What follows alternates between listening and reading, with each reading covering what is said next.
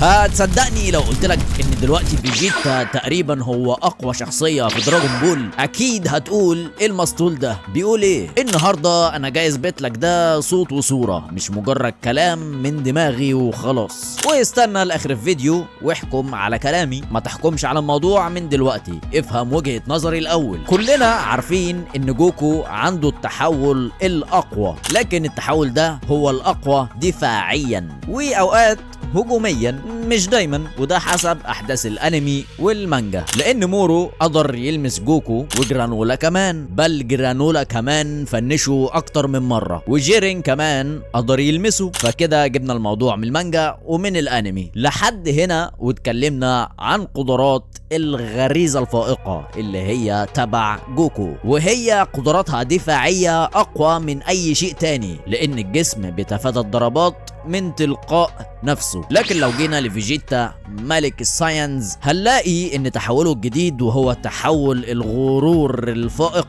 قوته لا نهائية، وهو قال كده بنفسه على فكرة. ومش هو بس اللي بيقول، بيروس كمان بنفسه قال كده. بس عشان ابقى ادق في كلامي، فيجيتا مقدار تطوره هو اللي لا نهائي بسبب تحول الغرور الفائق، لان فيجيتا في التحول ده كل ما يتضرب اكتر وكل ما كان اللي بيضربه اقوى بيتطور تطور يساوي الضرب اللي اتضربه ده كله. طب وليه فيجيتا ما قدرش على جاز او على بلاك فريزا مثلا طالما قوته لا نهائية؟ سؤال جميل، بس سؤال متسرع، لانك لو فكرت دقيقة هتلاقي الاجابة، والحقيقة الاجابة هتيجي في شكل السؤال برضه. فيجيتا استعمل التحول ده كم مرة؟ الاجابة هي ولا مرة تقريبا، غير قدام جرانولا، وهو بنفسه شكر جرانولا لانه خلاه يعرف يوصل للتحول ده. فكم مرة ابطال دراجون بول وصلوا لتحول جديد ومن اول مرة عرفوا يستعملوه براحتهم؟ الاجابة برضه هي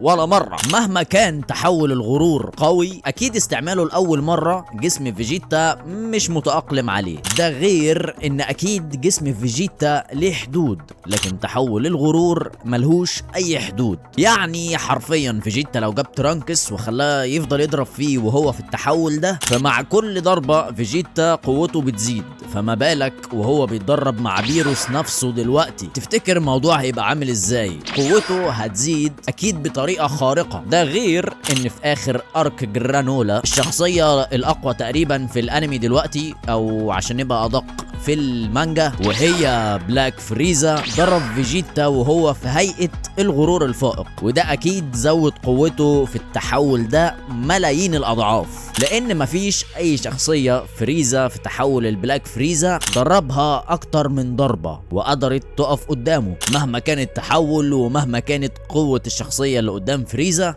فريزا خلص عليها بضربة. حتى جوكو وهو في اقوى تحول دفاعي وهو الغريزة الفائقة ما قدرش يتفاداه. طب هتسألني سؤال تاني وتقول لي، طب ليه قوته ما زادتش قدام جرانولا وجاز وخلص على الاتنين؟ او ليه بعد ما فريزا ضربه ما استحملش الضربة؟ لان طبيعي لما يتضرب بالقوة دي كلها قوته هتزيد، لان زي ما قلت لك اكيد جسم فيجيتا ليه حدود، وكل ما يتدرب اكتر او يتعرض لمعارك اكتر اكيد الحدود دي بتزيد برضه. فتخيل جسمه ليه حدود وهو عمال يدخله قوة بسبب التحول الجديد ده فوق اللي يقدر يستحمله. اكيد كأول مرة بالتحول ده الموضوع هيكون صعب، لكن اعتقد ان فيجيتا كعادته بعد ما يتدرب بشكل كافي على التحول ده هياخد على طبيعة التحول نفسه. موضوع ان كل ما يتضرب قوته تزيد ما اعتقدش انه هيأثر عليه بالسلب بعد كده، بالعكس ده احنا كمان هنشوف فيجيتا متعطش للدماء والمعارك اكتر. واكبر دليل على كده جملته لجرانولا،